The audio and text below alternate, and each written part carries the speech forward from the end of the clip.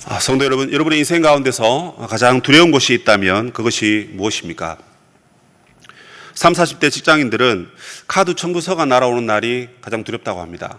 혹시나 마이너스가 되지 않을까, 그런 마음이겠죠. 성인 남성들 중에 50대 우리 가장들이 아내가 곰국을 끓일 때 매우 두려워한다고 합니다. 아내가 곰국을 끓이는 이유는 끓여보셨죠? 그죠? 예, 한 3박 4일 놀러 가기 때문에 그렇습니다. 혼자 끼니를 챙겨 먹어야 되기 때문에 그렇습니다. 60대가 사모님이 여보 우리 여행 가자 이러면 또 싫어한대요. 여행 가서 자기를 버릴까봐 싫어한다고 합니다.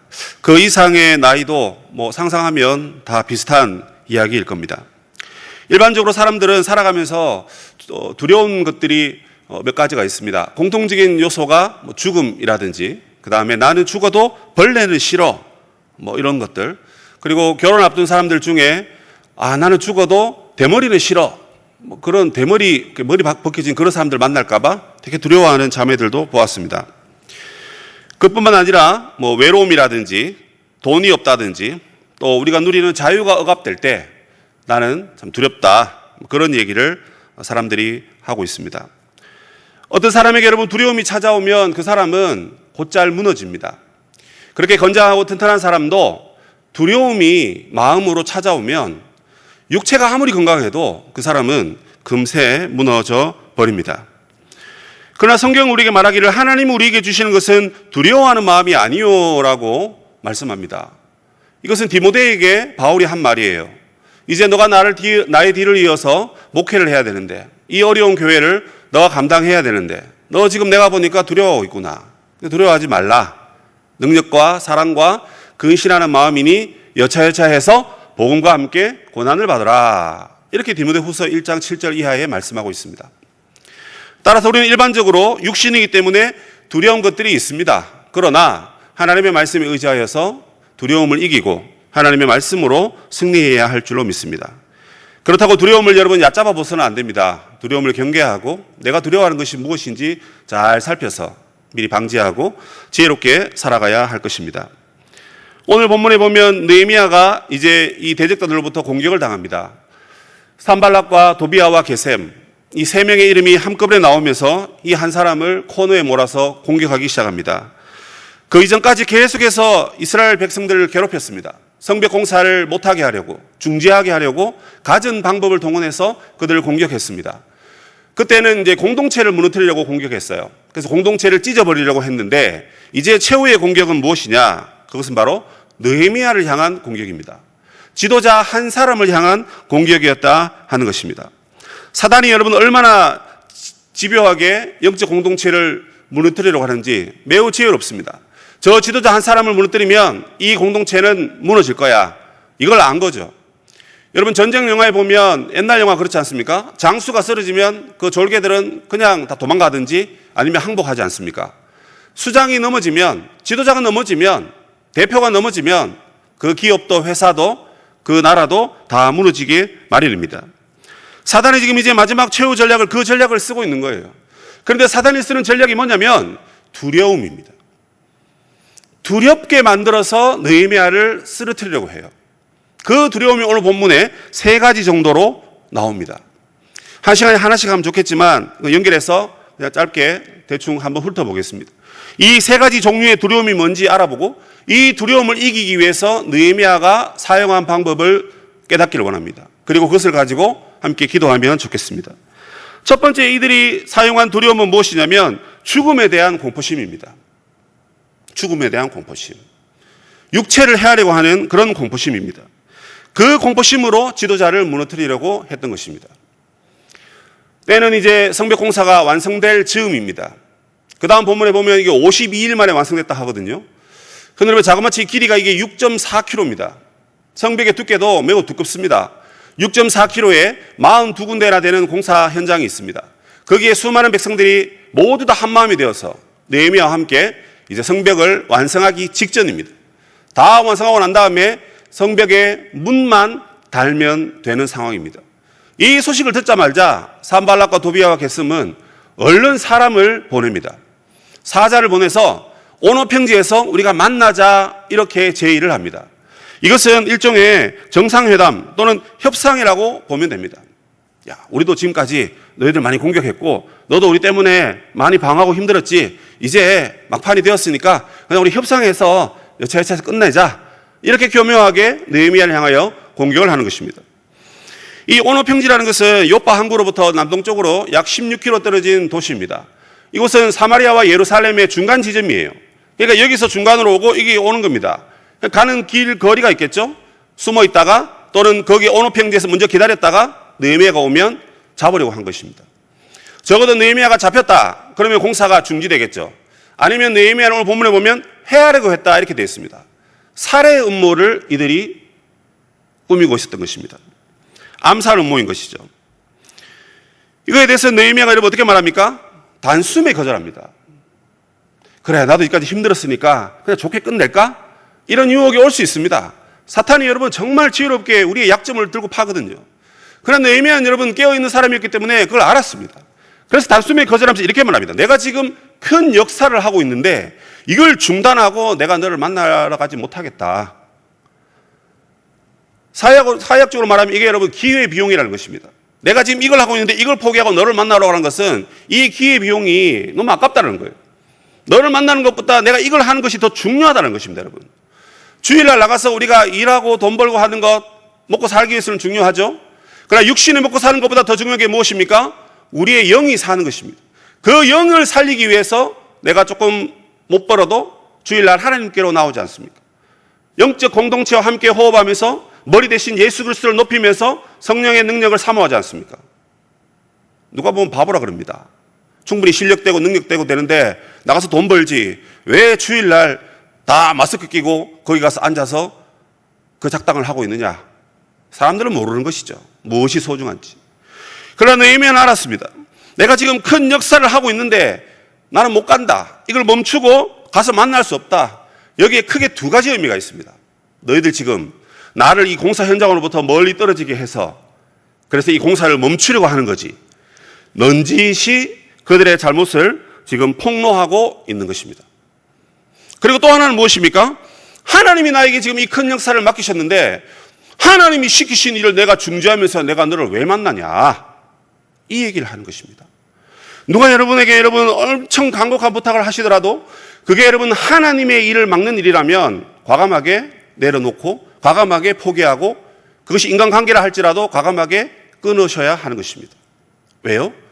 하나님이 우리에게 큰 역사를 하라고 우리를 그곳에 불러주셨기 때문입니다. 그러므로 느헤미야는 여러분 사명을 다시 새롭게 한 것입니다. 이 어려운 상황 가운데서 그는 하나님으로부터 받은 그 사명을 새롭게 함으로 그 대적자들의 모든 공격을 단숨에 격파시킨 것입니다.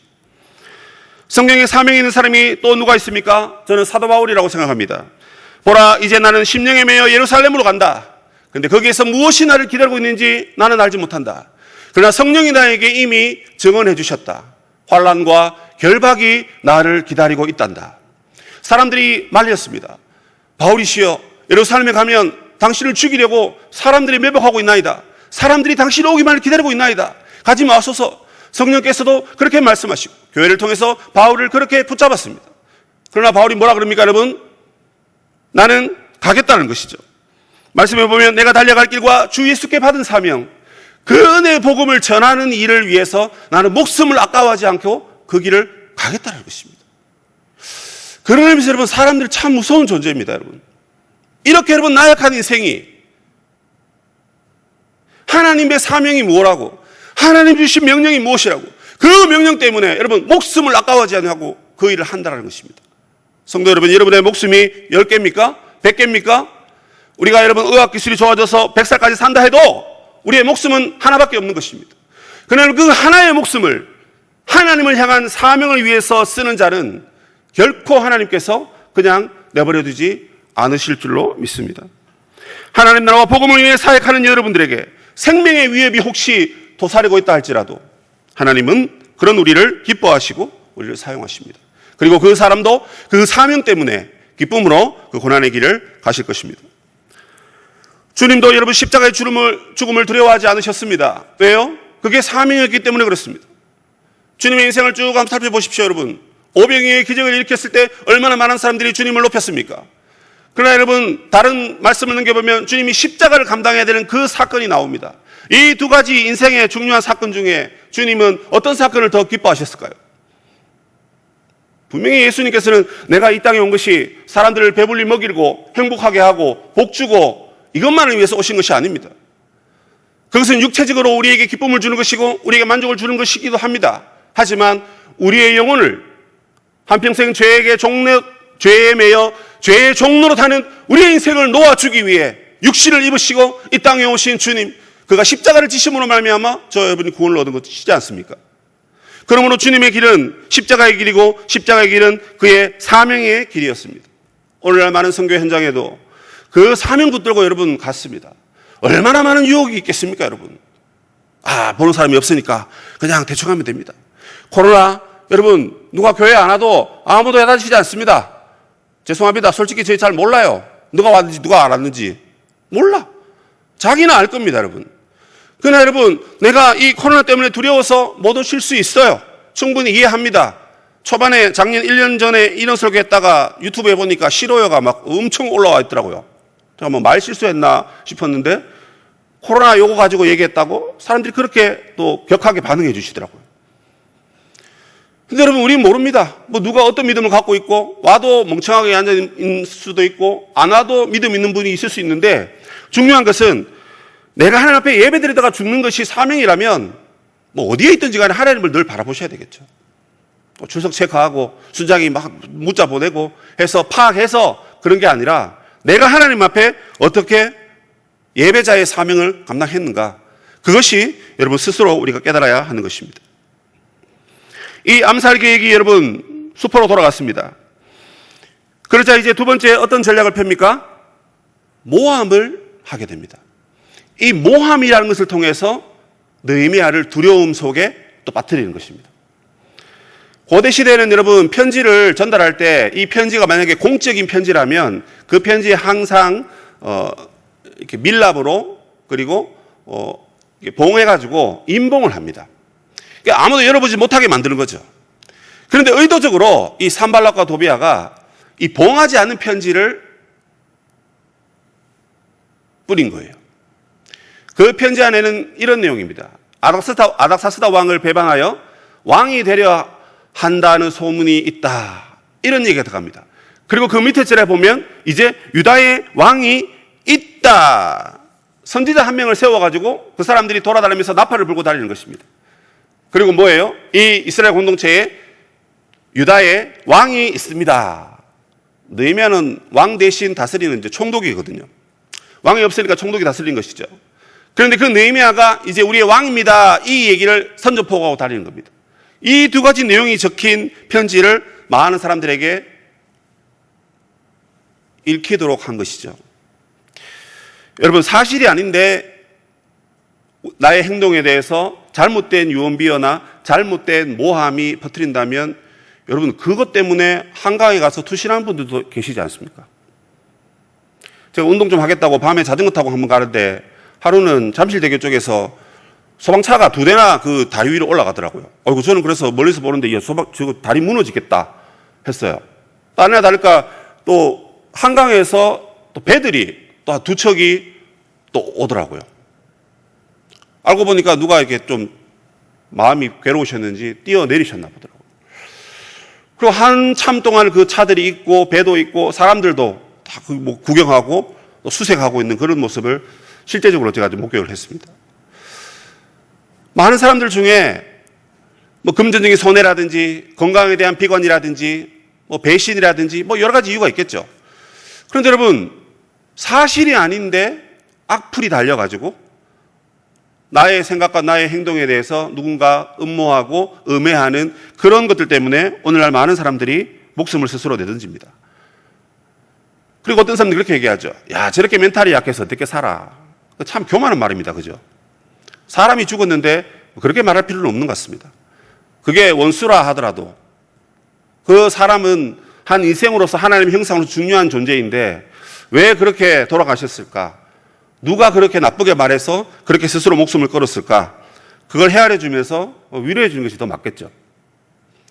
느헤미야가 당하는 여러분 정치적이고 윤리적이고 도덕적인 이 공격 앞에 여러분 느헤미야가 얼마나 마음이 무거웠겠습니까? 그래서 느헤미야가 했던 말이 무엇입니까? 그 말은 없는 말이고 그거는 네 마음에 지어낸 말이라고 이렇게 얘기합니다. 이것만 보니까 여러분 너무 이렇게 좀 소심하게 대응한 것 같아요. 아이 좀 붙어 좀 싸우지, 불러가지고 자 족치지, 뭐 이런 얘기를 우리가 할 수도 있겠죠. 그런데 여러분 이렇게 소극적으로 대응한 것 같지만 사실은 느헤미야는 엄청난 일을 합니다. 뭐 했습니까? 오늘 설교의 제목입니다. 주여 지금 내 손을 힘있게 하옵소서, 이렇게 고백했습니다. 자, 이걸 여러분 역으로 한번 생각해 보십시오. 이게 지금 느헤미야가 여러분 이제 총독일을 마치고 또는 이제 그 마쳐가는 과정 중에서 어떻게 이스라엘 공동체를 재건했는가, 그걸 성령 안에서 쭉 이렇게 기록을 한 것입니다. 그 기록을 하면서 이 기도에 대한 내용들이 한 줄기 한 줄기씩 계속 나와요. 그럼 여러분 기도문을 우리가 보면 주일날 장로님들의 기도문을 보면 기도문이 길지 않습니까? 근데 그걸 뭐 다 실을 수가 없으니까 느헤미야 자신이 그것을 마치 에세이처럼 역사도 줄여서 적고 그다음 기도도 한 줄 내지 두 줄로 핵심적으로 적은 것입니다. 실질적으로 느헤미야는 여러분 엄청나게 기도했을 것입니다. 왜요? 느헤미야 사람이니까요. 느헤미야도 인생이기 때문에 이 공격 앞에서 웬만한 멘탈, 웬만한 배짱 아니면 여러분 안 됩니다. 안 됩니다. 그럼 얼마나 많이 기도했겠습니까? 근데 그 기도의 내용이 딱 한 줄기로 적혀 있는데, 주여 나의 이 부들부들 떨리는 이 손을 주여 내게 붙들어 주시고 내게 힘을 주옵소서. 주여 내가 할 수 있는 것이 아무것도 없습니다. 내가 이 공사 현장을 떠나면 저들이 나를 죽이려고 하고, 그리고 내가 하지도 않은 행동을 향하여 그들이 나를 음해하는데, 나보다 더 높은 아닥사스다 왕이 만약 이 말을 믿고 나를 공격한다면 그럼 끝입니다. 당장 내일 모레 문짝 달면 끝인데 그 결과 앞에서 느헤미야가 허무하게 죽을 수도 있는 상황입니다. 더 이상 인간의 노력과 인간의 힘으로는 해결할 수 없는 상황이 되어버렸습니다. 그러니까 여러분 느헤미야가 이렇게 기도하는 것입니다. 주여 지금 내 손에 힘을 주시옵소서. 내일도 아니고 모레도 아니고 지금 주셔야 됩니다. 지금 내가 두렵습니다. 이렇게 기도했다는 말은 그가 정말 두려워했다는 것입니다. 여러분 느헤미야니까 그냥 뭐 말만 하면 다 되되, 느헤미야니까 총독이니까 왕의 도움도 받고 사람들도 다 잘 따르고, 와 이런 이 지도자 정말 좋겠다, 우리 아들이 이렇게 됐으면 좋겠다 하면서 좋은 점만 자꾸 보십니다. 뭐 그렇게 봐야 되겠죠. 그러나 여러분 느헤미야는 정말 힘들었습니다. 얼마나 힘들었습니다. 여러분 자기가 두려우니까 아무도 자기를 위로해 줄 수 없고 자기의 정신력으로도 이길 수 없으니까 이제 주님을 여러분 붙들고 있는 것 아니겠습니까? 여러분 두려울 때 여러분 두렵다고 말씀하십니까? 우리가 무서울 때 무섭다고 말하나요? 아니죠. 내가 그렇게 말하면 사람들이 나를 이상하게 볼까 봐 그렇게 말 못합니다. 그러면 하나님이 내 기도를 들으시는데 하나님 앞에서라도 내가 그렇게 말할 수 있어야 되는데, 주세요 주세요 하는 기도가 너무 많으니까 주님 내가 이렇게 두렵고 떨립니다, 주여 나를 붙들어 주옵소서, 참 이런 진실된 기도가 나오기 어렵다는 것입니다. 반역자로 모함을 받고 공사가 중단이 되고 그래서 자기의 목숨도 위태로운 이 절박한 상황 가운데 주님이 붙들어 주셔야만 이것이 해결된다는 그 기도를 지금 드리고 있는 거예요. 이 기도 드리니까 이제 문제가 끝난 줄 알았어요. 근데 세 번째, 또다시 두려움이 몰려옵니다. 이제는 이 대적자들이 느헤미야의 측근에 있는 사람들을 돈으로 다 매수했습니다. 그 중에 이 스마야라는 제사장입니다. 이 제사장을 돈으로 매수했는데 이 제사장이 두문불출한 거예요. 그러니까 집 밖에 안 나오는 것입니다. 가만히 있는 거예요. 그러니까 이 느헤미야가 궁금한 거예요. 가보니까 숨어 있는 거예요. 그리고 이렇게 얘기합니다. 지금 산발랏이 너를 잡으러 온다 하니까 나와 같이 성소에 들어가서 같이 숨자. 이렇게 또 유혹을 합니다.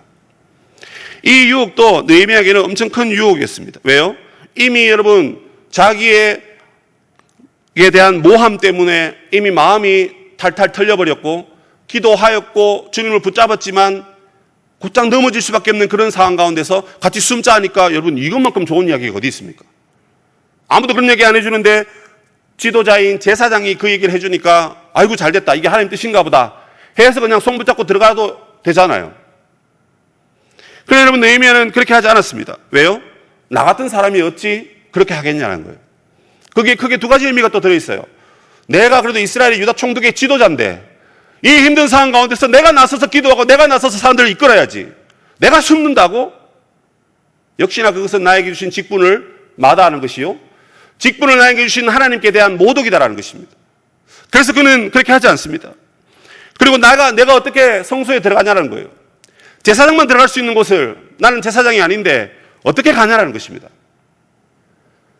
그렇게 들어가게 함으로써 범죄케 해서 하나님의 말씀을 어기게 만들므로써 사람들로 하여금 손가락질 당하게 하려는 것이 사단의 전략이었습니다. 그리고 그가 숨었습니다. 사람들이 찾습니다. 야, 우리 지도자 어디 갔어? 마치 머리 없는 몸처럼 지도자가 없는 이 백성들은 이제 우왕좌왕합니다. 공사가 곧 끝나야 되는데 끝낼 수가 없어요. 왜요? 지도자가 없으니까. 여러분, 이런 사태를 두고 본더라도 느헤미야가 도망가지 않는 것이 정상입니다. 그가 어떻게 했습니까? 도망가지 않았습니다. 사단의 전략과 유혹에 그는 넘어가지 않았습니다. 그리고 오히려 그들의 잘못과 그들의 악행을 주님 기억해 달라고 다시 한번 기도의 짤막한 내용들이 마지막 절에 기록되어 있습니다. 사랑하는 우리 시민교회 성도 여러분, 하나님 나라와 교회를 위해서, 공동체를 위해서 헌신하는 우리 모두에게는 이런 두려움들이 항상 우리에게 존재합니다. 우리의 육체를 헤아려는 그런 두려움, 우리를 모함하려는 그런 두려움, 우리로 하여금 하나님의 말씀을 어기고 백성들을 저버리고 자신의 안위를 위해서 살라라고 유혹하는 이런 함정 같은 두려움들이 계속해서 우리에게 밀려온다는 것입니다. 그런데 여러분, 이거 아셔야 됩니다. 우리가 영적으로 무장하지 않으면 이거 금방 넘어가요. 느헤미야니까 괜찮겠지. 그런 거 없습니다. 왜 기도했습니까? 자기 힘으로 안 되니까 하나님 붙든 거 아닙니까? 우리는 용가리 통뼈입니까, 여러분? 우린 뭘 잘났다고, 우리의 힘으로 할 수 있다고, 우리가 노력하면 되고, 그냥 시간 지나가면 되고, 이 말이 저는 제일 싫어요. 이 또한 지나가리라. 성경에 나올 말입니까? 제가 무식해서 잘 모르겠는데. 기도 안 합니다. 멍청하게 있습니다. 왜요? 지나가면 된다니까. 그래서 아무것도 안 해요. 그럼 뭐예요, 그게? 그럼 밥은 왜 드시죠? 아무것도 안 하셔야지. 정말 우리는 연약합니다. 정말 우리는 부족해요. 이런 유혹이 오는데 그냥 가만히 숨어 있으면 되겠지, 이런 생각이 이미 우리는 사단의 전략에 탈탈 털리고 있는 것입니다. 성도 여러분, 그러므로 우리는 영적으로 무장해야 됩니다. 두려움을 이기는 무기 무엇입니까? 기도입니다. 여러분, 두려움을 이기는 길은 기도밖에 없습니다. 기도해야 두려움이 사라져요. 예수님 여러분 가상 7원 그냥 유명한 그냥 고백입니까? 자세히 보시면 그거 다 기도문입니다, 여러분. 그냥 멋지게 말하고 그냥 운명하신 거예요? 아니에요. 하나님의 뜻을 끝까지 받들기 위해서 이 연약한 육신을 하나님께 드리면서 혹시나 거기서 도망갈까봐, 혹시나 거기서 그 십자가를 마다할까봐 하나님 앞에 간절히 기도하는 심령으로 그 말씀을 우리에게 하시고 하나님께 고백하시고 많은 사람들에게 그것을 보여주신 것입니다. 성도 여러분, 우리는 그러므로 두려움을 이기기 위해서 여러분 기도해야 됩니다. 여러분, 어떤 두려움이 있습니까? 우리 직장인들은, 여러분 청년들은 미래에 대한 두려움이 있지 않습니까? 내가 이거 전공해서 졸업해서 내가 뭘 될까? 저도 20년 전에 그런 고민 다 했었습니다. 지금도 고민합니다. 솔직하게 고민합니다. 근데 여러분 어떻습니까? 우리 솔직해집시다. 두렵잖아요. 건강에 대한 것, 내가 나이 70만 넘어도 아이고 언제 천국 갈까, 언제 죽을까, 이런 여러분 두려움이 우리에게 있습니다.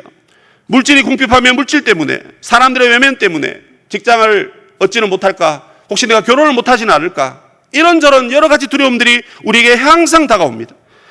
이 두려움을 여러분 우리가 기도함으로 이겨내셔야 됩니다. 여호와는 내 편이시라 내가 두려워하지 아니하리니 사람이 내게 어찌하리이까. 시편의 기자가 두려움을 몰아내면서 내가 하나님을 의지하여서 사람이 나를 해코지 하더라도 하나님을 의지하면 내 두려움이 사라질 거라는 간절한 기도로 그렇게 고백을 했습니다.